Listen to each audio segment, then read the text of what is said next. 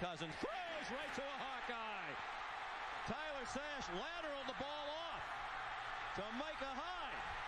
He might go. Inside the 5, lunging, touchdown.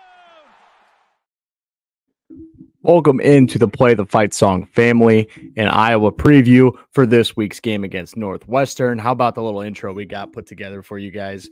Really cool stuff. I'm really happy to have that as part of this recap and preview situation we got for all of our different teams, Nebraska, Iowa State, Iowa, and then even into live streams that we're hoping to do in the future and some other things. Really cool stuff. That game was awesome. I remember being there as a kid. I remember what that game meant with the top 15 matchup and just a crazy play, like Sash to Hyde on a pick six, and that situation was awesome. So really cool stuff we have put together there. Hey, I want to talk a lot more Iowa versus Northwestern here in this preview than I want to talk Kirk Ferentz, Brian Ferentz, Beth Getz. I'm sure a lot of you watched or heard about the press conference today, everything that went on there. This is the first time they really had a chance to speak to the media and the public about the situation that's going on in Iowa City within that football program. I think it's best for us. Let's worry about winning a division in this spot. Iowa can still win the division. They can still go 10-2. They can still get a chance to punch a ticket to Indianapolis. And I think that's important. 10-2 is where I said it's 10-2 or bust for us this year. And we're right here. Now we have an extra loss in this situation. I thought we would, but right here is where we are. So let's pay attention to that. And let's lock into Iowa Northwestern, a team that's been perennially a thorn in Iowa's side. So let's pay attention to that. This game's at Wrigley. Again, not in Evanston at Ryan Field. This is at Wrigley. And if you kind of think about the last time Iowa played, it was Boston College at Yankee Stadium, and it was cold and nasty, and the outfield wasn't great. The grass wasn't great. I expected to be a little bit better weather in this situation, but it's still grass for baseball. It's going to play a lot different. Footing's going to be a different issue. So it's something to pay attention to. But this is at Wrigley. I'm hoping there's a ton of Hawkeye fans there. Chicago's a hotbed for alumni, players, fans, and recruits and things like that. So I'm hoping it's packed there in Wrigley. Excited to see it. That game's at 2:30 on Saturday on Peacock. Remember, the Big Ten has that Peacock contract now, so some games will be streamed on there. We've already had one to this point. Well, let's talk about Iowa Northwestern right now. Iowa sits as a 5-point favorite against Northwestern, over under at 31. That's kind of what I expected to see it right there. I think if this is in Kinnick, it's more close to a 7 or an 8-point line. If it's in Evanston, maybe it's 3 or 4. It's just kind of how the line fell. And I'm okay with that. And I don't think it should bother us over-unders or anything like that at this point. We know how Iowa's going to play football. We especially know how they're going to play this year with all the struggles they've had and what they really aim to do on offense and defense. So let's just embrace it for what it is. Let's enjoy what we got going. Let's hope we can win some more football games, and let's live or die by the win or loss, right? Let's not get hung up on other things. Let's go right into that. Iowa sits at 6-2, 3-2 in the Big Ten. Northwestern 4-4. How about that for the Cats? 2-3 in the Big Ten. A big win last week for Northwestern. We'll get to that in a second. Iowa's won 2 straight and 3 out of the last 4 in this series. That loss being in 2020, if you remember that. Real ugly one where Iowa blew a lead and basically lost their chance to win the West. Like they had a bad loss. They started 0-2 with a loss to Purdue and Northwestern, and it was rough, and they ran 6 straight after that. Finished the year 6-2. Still missed on a chance to go to the Big Ten title because of that Northwestern loss. And so it would be 4 straight, but you kind of have that 2021 hanging there. Into Wrigley we go. As I was saying, this is not in Ryan Field. This is at Wrigley.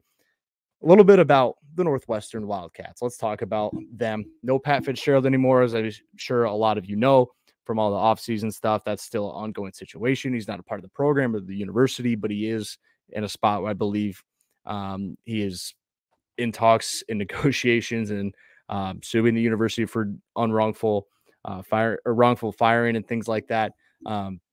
But David Braun right now is the interim head coach at the university, and he's done a good job. Like, this is a team that was expected to win 2 or 3 games total this year.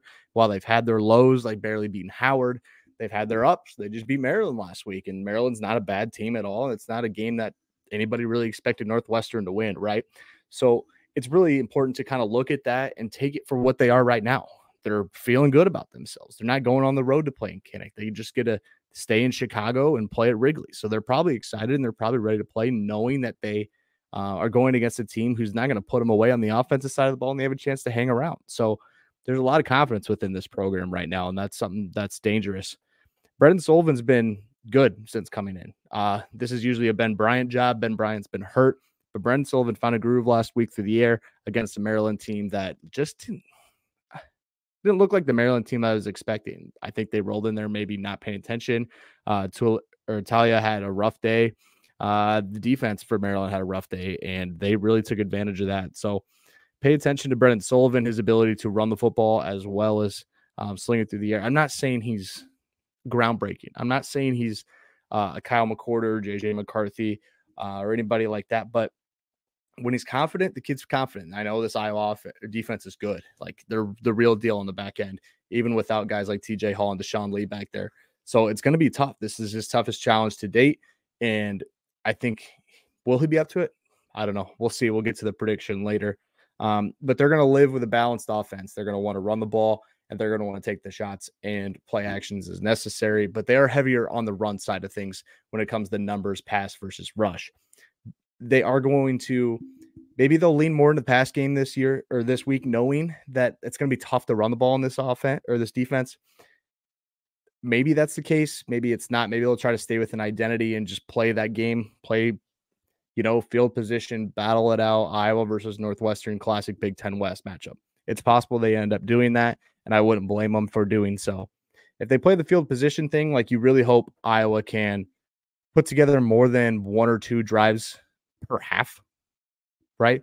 Like, you have to seriously, like, look at this team and be like, can we get a first down in more than -2 yards per quarter? Or can we score points in any half? Like, just make it a little easier on yourself in that aspect. So when you're looking at Northwestern, I think that's what they'll end up doing, is doing the very field position battle part of everything and just leading into that and being like, come beat us, right?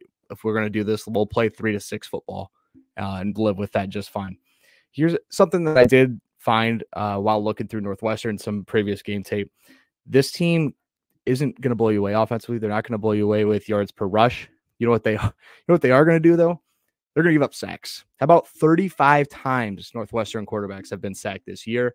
And this is a spot where Iowa, like, usually in years past, we've had a stud on the edge, like a Logan Lee or a Van Ness or an Epinesa, or somebody gets after the quarterback, right, and just causes havoc. Well, here's your opportunity, because this offensive line struggled in pass pro. Maybe we can get Joe Evans to pin his ears back a little bit and go get somebody. Maybe Y.A. Black on the interior causes havoc. Who knows? I think Nick Jackson's in a good spot. Higgins.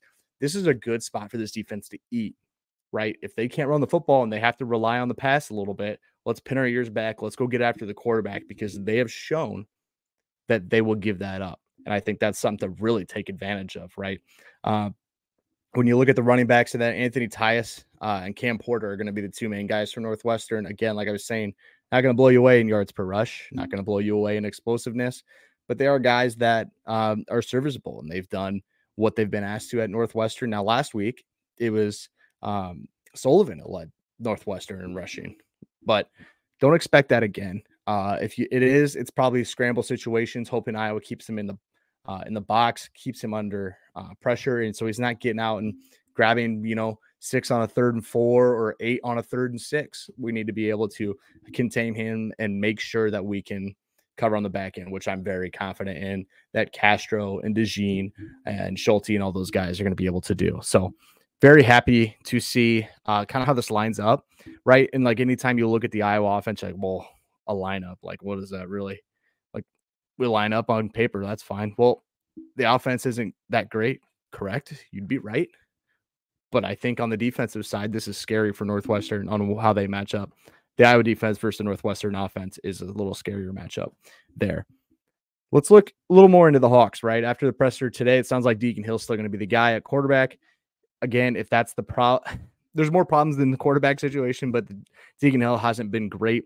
He's missed a lot of balls that were open throws. I mean, that got to be made, especially in an Iowa offense that struggles. If they're short and intermediate, anywhere from 4 to 8 yards downfield, those have to be made, right? And I'm not saying that every receiver we have, like Vines and all them, are wide open and running great routes, but like, we've got to work something through, right? So it doesn't sound like we'll get Joe Labus. I would like to see him at some point. Maybe you do see him, but I really, to be honest with you, I kind of hope we don't. Like maybe we just play our offense. We run the football well, the play actions there, and we roll through that instead of having to worry about who's coming in at quarterback after the third quarter or after halftime, right? So that's something to pay attention to there. We're healthier at running back. LaShawn Williams, 1, Caleb Johnson, 2, and Jazz Patterson's feeling better about himself, too. And as you can kind of look back, where different games, it kind of seems like different guys have been the feature. LaShawn really got a lot of carries at Wisconsin due to some injuries. It felt like Jazz had a lot of carries at Iowa State. Even look early in the year, it was Caleb Johnson. I like all three of these guys for different reasons. LaShawn's kind of come on more than I thought it would this year. I thought Jazz and Caleb would be the 1-2 punch. Caleb had some injuries. Jazz had some injuries. Caleb hasn't really found his stride on the run game. I'd love to see him get downhill more, try to get him in a spot where he can hit a second burst and really run down the field and break away from some people. He hasn't been able to do so. Offensive line problems, just the offense being poor. But the kid's talented, and nobody's really got to see it this year. So I'm really hoping for that for him. LaShawn's been probably the most reliable back right now. It's why he's listed at 1. And I think Kirk sees that. And I don't think it's that hard to see after all the games that you've been watching throughout the year. Jazz is a guy who's young. He's banged up, but the dude can fly, right? He has shown the ability to run the football hard between the tackles, even at his size. And then when you get him outside of the tackle box and you get him on the edge in space, the kid can run. He's fast. He's very talented, and I love seeing that out of him. And he's very confident too, which I love to see. So, which one of those are going to be the big guy or the big feature guy this week? I don't know. I think we'll just feed the hot hand and roll with it, and I am super okay with that. If this Iowa offense can't stop the turnovers, we go -3 last week, and pick after the DeJean thing is called back. But the 2 strip sacks are what really upset me and kind of got me going, right? Is we had somebody cross face in front of Deacon, and he's got the ball down at his belt and just stripped. That can't happen. Another one very similar. Those are situations where it's got to be 2 hands. We have to be aware of what's going on, right? If you take sacks there, nobody blinks an eye. We know what the situation is. But when we start getting ripped and we're giving up field position and we're not having sustained drives, it adds up. And you saw it last week. That's got to be fixed. So, excuse me. It's just got to be better. And I think everybody knows that, right? Can the offense find a run game? I think they can. They're not going to blow anybody away with, I don't think we'll get 205 yards rushing, but maybe if we can get to 150, 160, really feeling good about ourselves and win a low scoring game that everybody's expecting, I'm fine with that, right?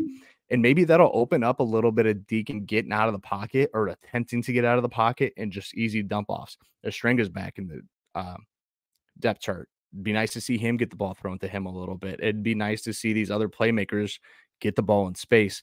And it can't be all screens and it can't be all tunnels. It needs to be something else. We need to get the ball downfield a little bit more. And Deacon's not afraid to throw it downfield and really take a shot, but he doesn't have a guy that's going to go get that ball for him, right? Raggini's not going to go win a jump ball. Vine's not really that's not really his strength either. I'd love to see Seth Anderson do that. That's kind of more his speed. That would be awesome to see. Caleb Brown would be awesome to see get another any receptions. Like, let's get these guys involved a little bit. We don't need it. Just something outside of the screen game would be really helpful. Play action, whether that's quick in and out. But I just don't want people we're not taking snaps and it's just one read out. Let's find some progressions here. Like it doesn't need to be home runs, but we need to be able to read things and get the football out to playmakers, as we haven't been able to do that. Like I had a buddy ask me this week, actually, he goes, what do you think about the Deacon Hill Labus situation? I go, I'd have to go rewatch that Kentucky Bowl game to really look at what Joe Labus was doing. So I did. I go back and look. A lot of what he did well was that tunnel to the Laporta. It was a quick throws to the Laporta and a lot of run after the catch that really racked up yards for the kid. I'm not saying he was bad. No turnovers. Perfect, right? But it was a lot for him. It wasn't reads. We weren't going through progressions and, 1, 2, 3 or check down, or it wasn't one check down kind of thing. It was one read the whole time and get it out. And a couple of them were rough.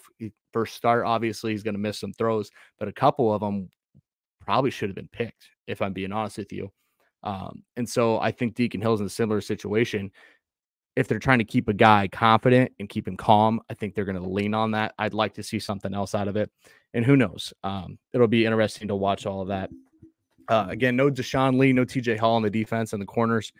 That stinks, but those two young, talented guys that we're going to have a very bright future. I'm very happy to have them a part of the program, and I'm hoping things get better and better for them, and they're back before the end of the year. Keys to win in this situation for me, it's got to be one. You got to win the turnover battle. That's number one. Didn't do it last week. Obviously, when you play this brand of football, you have to win the turnover battle. That's number one for me. Number two, I'd say, can we keep Sullivan? Sorry, completely lost what word I was looking at. Sullivan, can we keep him in the pocket, and can we make it really tough on him to feel comfortable, right? Like if he's comfortable in the pocket, he has the ability to kind of move around the field a little bit and he'll get a little more confidence. I would not like that to happen. I would like us to be consistently in the backfield, getting sacks, creating pressure, making sure if he's moving out of the pocket, there's somebody there and things are on lockdown, right? I think that's number two. As if they can't move the football, they're not going to win the field position battle, right? Well, number three kind of leads into that exactly. Let's just sustain some drives, right? And I'm not begging for 375+ yard touchdown drives. We can't go 3 and out 3 times and a half or 5 times overall in the game. We need to be able to get first downs and strengthen things together. And when you do that, it's easier to win the field position battle. And then back to number one, if we don't turn it over, things are great, right? That's how you win the Iowa football way. I'm excited. I think it'll be interesting to see this team after the bye week. Maybe from what I've heard and understood is that this team is still a little rattled about the news from the week. They love Brian as a person. They love him as a coach. And I get that. I do. I promise I do. Kirk's probably the best guy in this situation in the entire country to get a group of men ready to go and move past something. Maybe we get a very inspired performance. This team comes out firing and we see the best Iowa today. That would be really cool. I hope it's because we're getting better and better, not because we're holding a grudge against the interim AD or anything like that. But, I'll take anything and everything at this point. So should be very exciting. 2:30 again on Saturday on Peacock. This is going to be a membership thing. You're going to have to buy a Peacock streaming, not the free version. I believe you're going to need the paid version of this one. Hopefully the Hawks can come out with a win. Hopefully they look confident and really comfortable in who they are. And let's just go win a football game and let's set ourselves up to go into the next week and the next week. And to Rutgers isn't going to be easy next week. Illinois the week after that.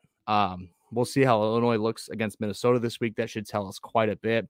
And then Nebraska at Nebraska. I mean, that's never easy. So let's rock and roll. And I'm hoping the Hawks look really good this weekend and really keep it stress-free because it's been an interesting 2 weeks. So thank you for tuning in. Check us out. We're going to drop our pod on Thursday. We'll have all the previews for week 10. We're on X, Instagram, TikTok, Facebook, and all other places, YouTube as well as you're watching this. Subscribe, give us a like, all that stuff. Really do appreciate it. Thank you all. Go Hawks.